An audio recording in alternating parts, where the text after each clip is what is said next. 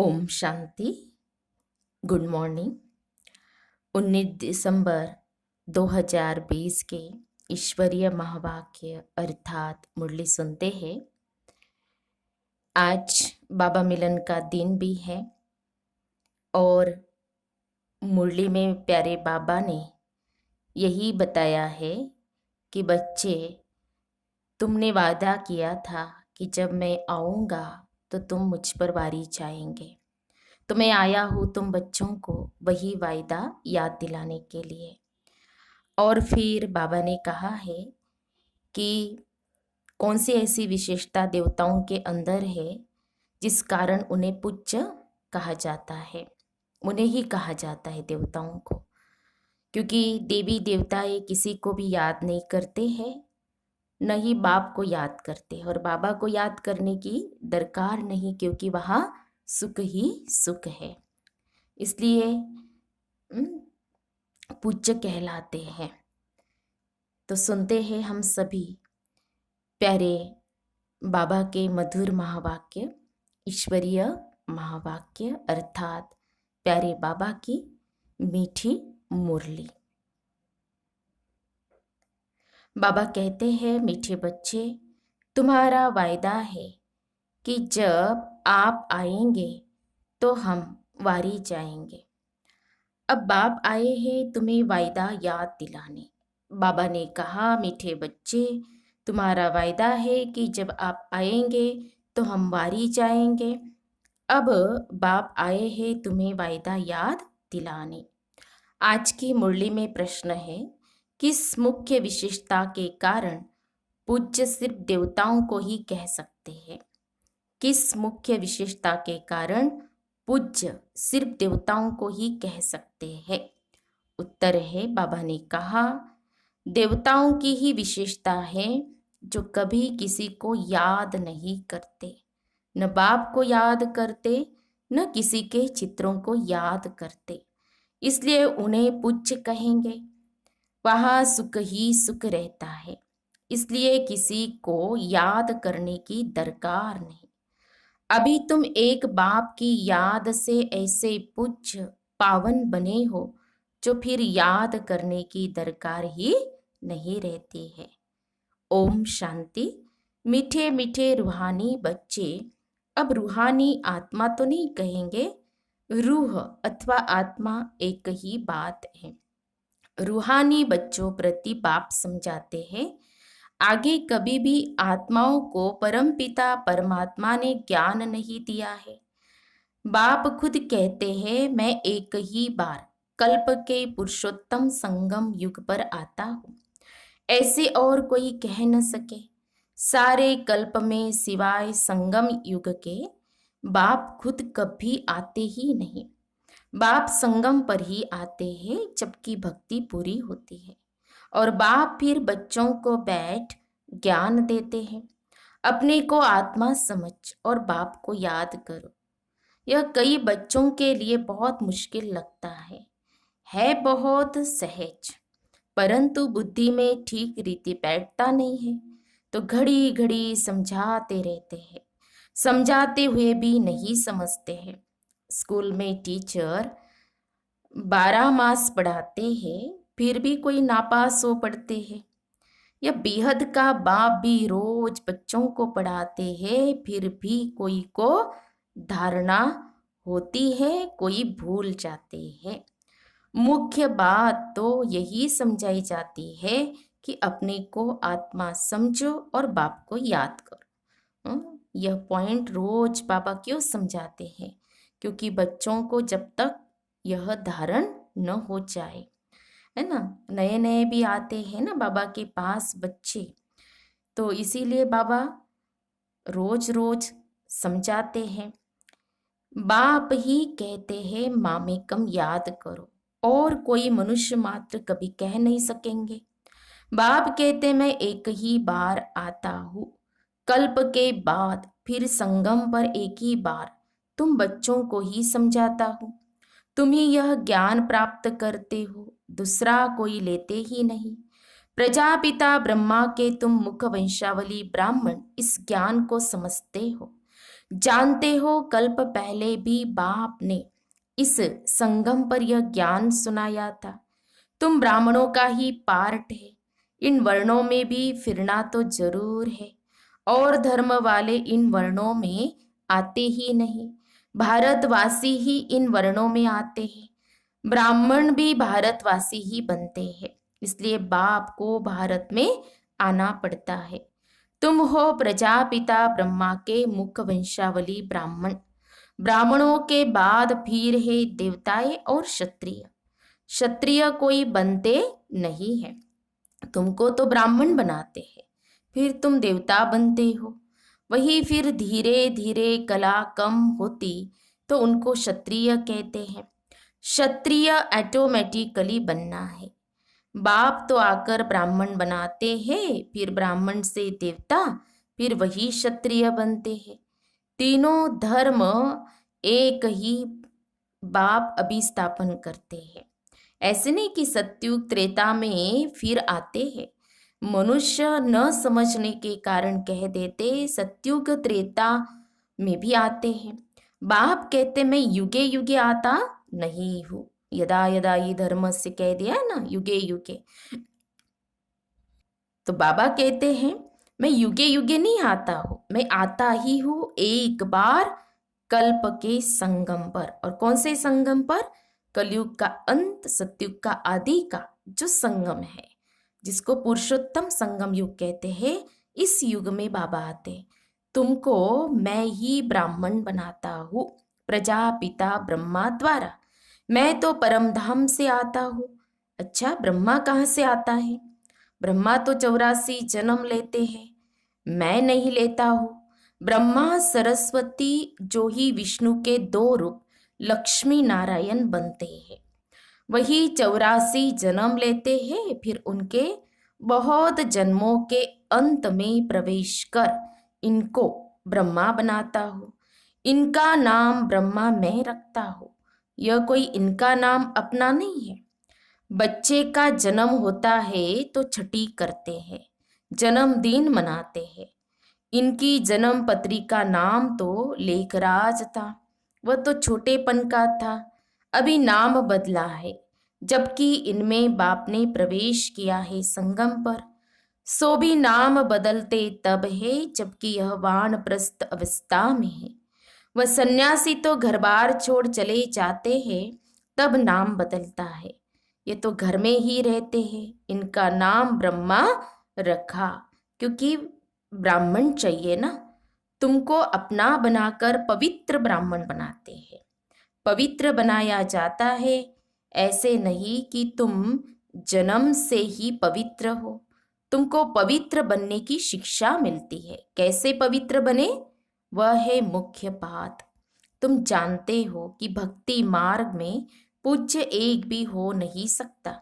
मनुष्य गुरुओं आदि को माथा टेकते हैं क्योंकि घर बार छोड़ पवित्र बनते हैं। बाकी उनको पूज्य नहीं कहेंगे, पूज्य वह जो किसको भी याद न करे। सन्यासी लोग ब्रह्म तत्व को याद करते हैं ना, प्रार्थना करते हैं। सत्युग में कोई को भी याद नहीं करते। बाबा ने कहा ना, वह दरकारी नहीं है। हाँ, अब बाप कहते तुमको याद करना है एक को, वह तो है भक्ति। तुम्हारी आत्मा भी गुप्त है, आत्मा को यथार्थ रीति कोई जानते नहीं। आत्मा है लेकिन यथार्थ रीति कोई जानते नहीं कि आत्मा के अंदर ही मन बुद्धि संस्कार ये तीनों सूक्ष्म शक्तियां हैं, ये किसी को मालूम ही नहीं है। आत्मा अजर अमर अविनाशी है। सत्युग त्रेता में भी शरीरधारी अपने नाम से पार्ट बचाते हैं। नाम बिगर तो पार्टधारी हो न सके। कहा भी हो शरीर पर नाम जरूर पड़ता है, नाम बिगर पार्ट कैसे बचाएंगे, है ना? तो गड़बड़ हो जाएगी, प्ले कैसे करेंगे? तो बाप ने समझाया, भक्ति मार्ग में गाते हैं, आप आएंगे तो हम आपको ही अपना बनाएंगे, दूसरा न कोई, हम आपका ही बनेंगे। ये आत्मा कहती है। भक्ति मार्ग में जो भी देहधारी है, जिनके नाम रखे जाते हैं, उनको हम नहीं पूजेंगे। जब आप आएंगे तो आप पर ही कुर्बान जाएंगे। कब आएंगे यह भी नहीं जानते। अनेक देहधारियों की, नामधारियों की पूजा करते रहते हैं। जब आधा कल्प भक्ति पूरी होती है तब बाप आते हैं। कहते हैं तुम जन्म जन्मांतर कहते आए हो, हम तुम्हारे बिगर किसको भी याद नहीं करेंगे, अपनी देह को भी याद नहीं करेंगे। परंतु मुझे जानते ही नहीं है तो याद कैसे करेंगे। अब बाप बच्चों को बैठ समझाते हैं, मीठे मीठे बच्चों, अपने को आत्मा समझो और बाप को याद करो। बाप ही पतित पावन है, उनको याद करने से तुम पावन सतो प्रधान बन जाएंगे।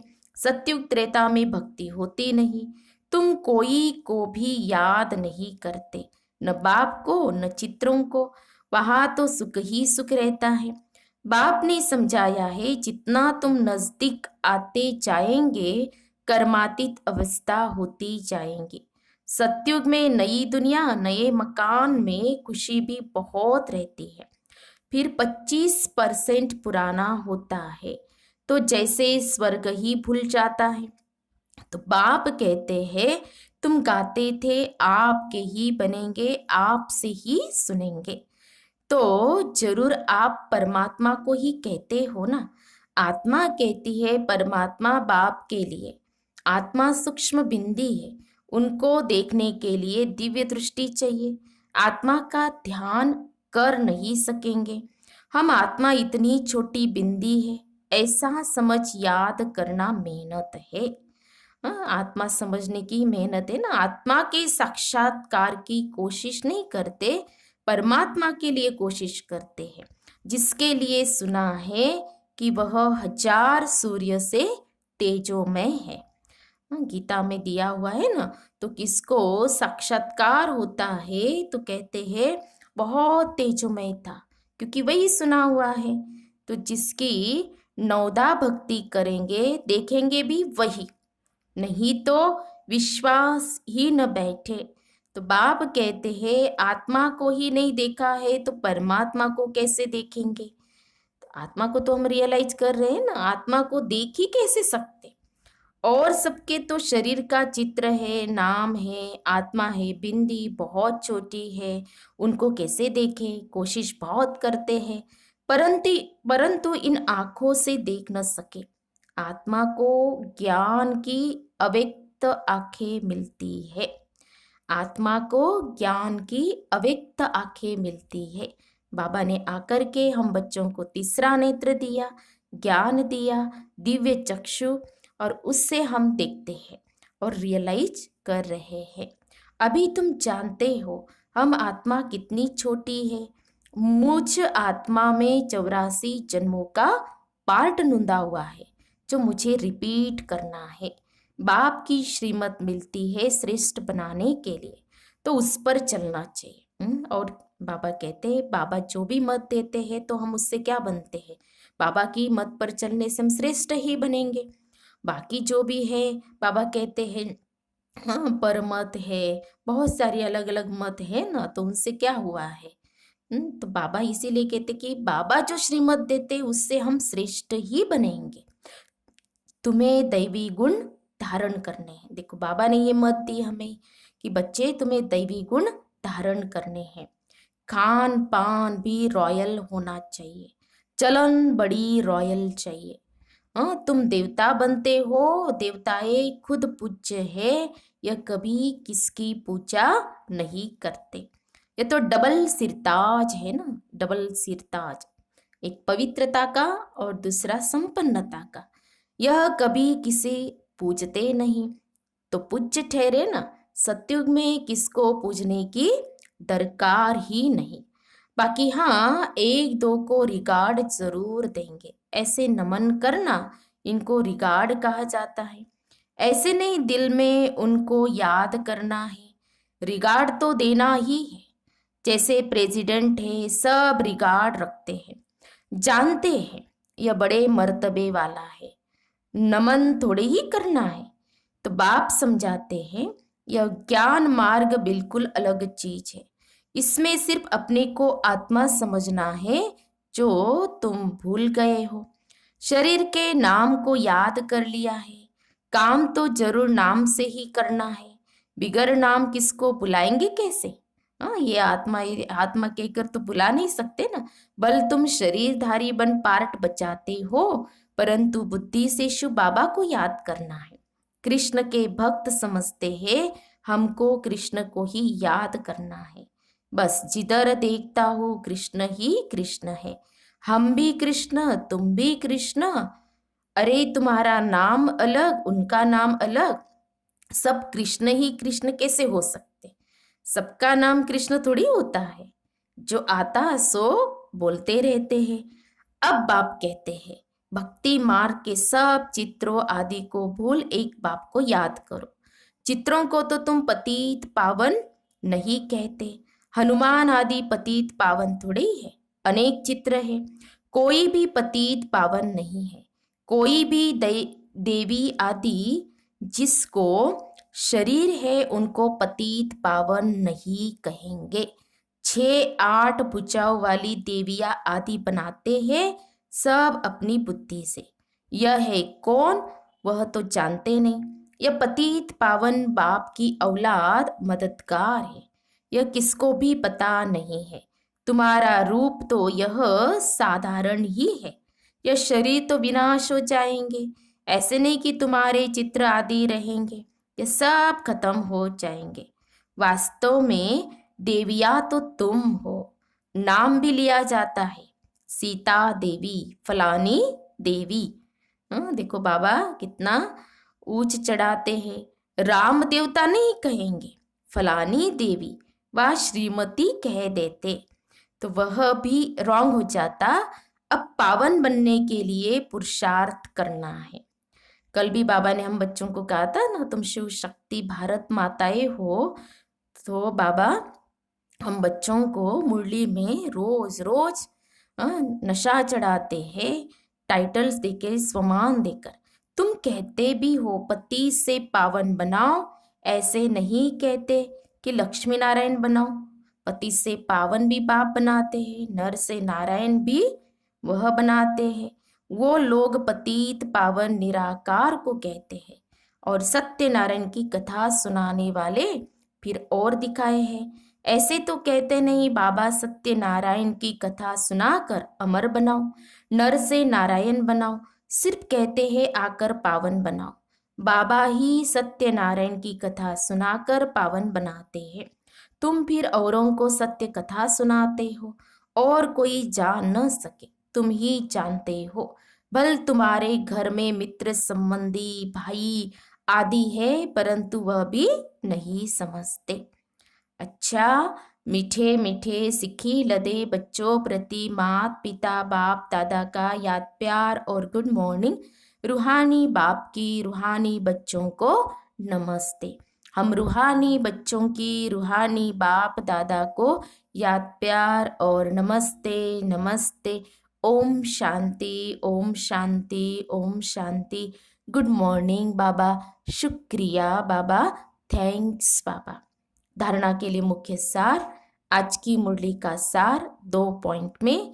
पहली पॉइंट, स्वयं को श्रेष्ठ बनाने के लिए बाप की जो श्रीमत मिलती है उस पर चलना है, दैवी गुण धारण करने हैं, खान पान चलन सब रॉयल रखना है।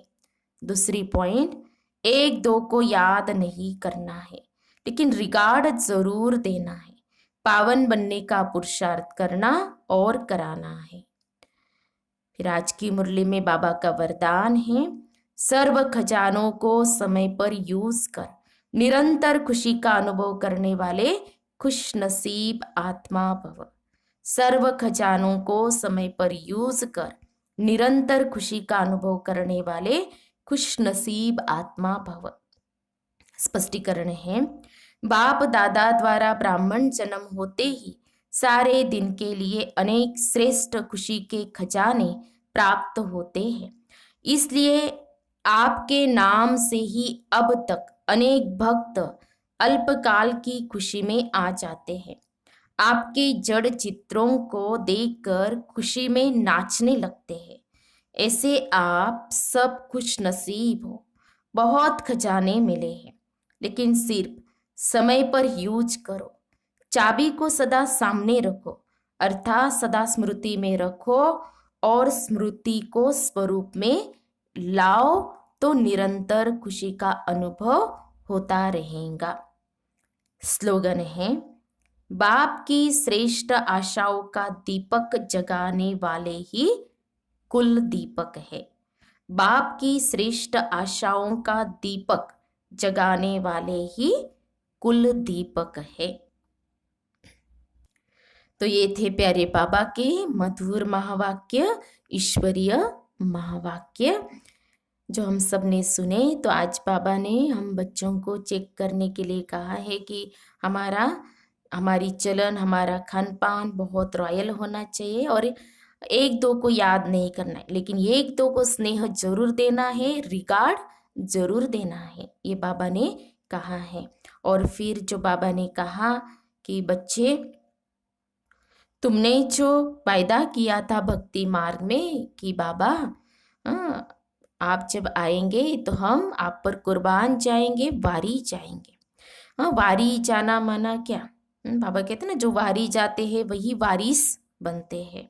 तो वारी जाना माना ऐसे नहीं कि चलो अपना तन दे दिया, वो बात नहीं। बाबा कहते हैं वारी जाना माना बाबा की श्रीमत पर चलना, कुर्बान जाएंगे। तो बाबा ने कहा ना, जितना श्रीमत पर चलेंगे उतना श्रेष्ठ बनेंगे, और वही बाबा के वारिस बच्चे भी कहलाते हैं। तो आज की मुरली से बाबा ने जो हम बच्चों को टाइटल्स दिए हैं, तो उस प्रमाण को निकालेंगे, उसका अभ्यास भी करेंगे और कम बोलेंगे, धीरे बोलेंगे, मीठा बोलेंगे। आज बाबा मिलन का दिन है, तो बाबा के साथ रहेंगे, बाबा को अपने घर भी बुलाएंगे, आह्वान करेंगे और शाम को फिर बाबा से मिलन मनाएंगे। और मिलन मनाने से पहले आदरणीय सूरज भाई जी का प्रभु मिलन का क्लास भी सभी जरूर सुनेंगे। 5 बजे पीस ऑफ माइंड चैनल पर होता है और यूट्यूब पे भी आप सुन सकते हैं। अच्छा, ओम शांति, ओम शांति, ओम शांति।